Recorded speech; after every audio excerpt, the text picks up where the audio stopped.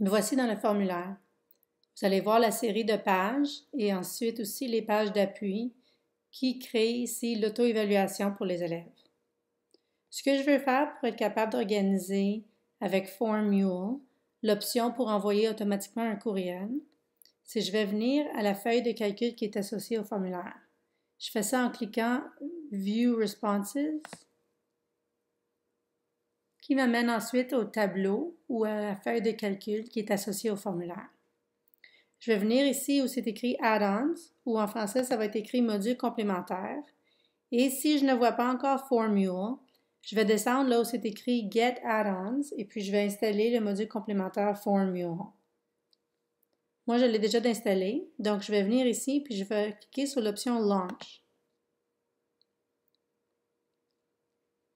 Une fois que je clique Launch, ce que je vais vouloir faire, c'est de choisir où se situent les résultats ou les réponses des élèves. Donc, pour moi, ça s'appelle Form Responses 1.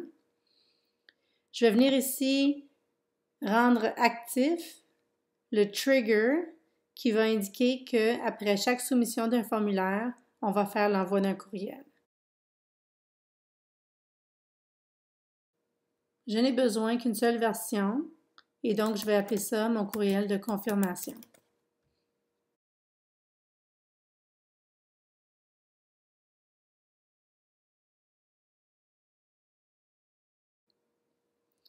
Là où c'est écrit To, je vais choisir ici dans la colonne de droite le tag ou donc la variable qui représente le courriel de l'élève. Dans le reply, je vais mettre mon courriel pour que l'élève puisse me réécrire. Dans le sujet, je vais écrire auto-évaluation. Puis ensuite, je vais écrire racine carrée et cubique. Et puis ensuite, je vais indiquer le nom de l'élève. C'est ici que je vais rédiger mon petit courriel. Puis je vais aussi le personnaliser. Donc, bonjour, non. Quand j'indique ici la variable, je vais venir enlever ce qu'insère automatiquement le système qui était le mot non avec les deux petits points qui précédaient la variable. Moi, tout ce que je veux, c'est la variable.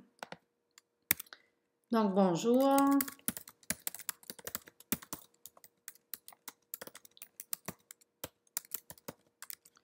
Donc, merci d'avoir complété ton auto-évaluation. Voici le sommaire de tes réponses. Puis ensuite, je peux venir chercher chacune de ces variables qui va représenter pour l'élève chacune de ses réponses. Donc, en cliquant ici, je suis capable de créer mon courriel de confirmation. Donc, je continue comme ça. Et quand j'ai terminé, on peut voir ici que c'est automatiquement sauvegardé et que à chaque fois que quelqu'un remplit mon formulaire, le courriel de confirmation sera envoyé.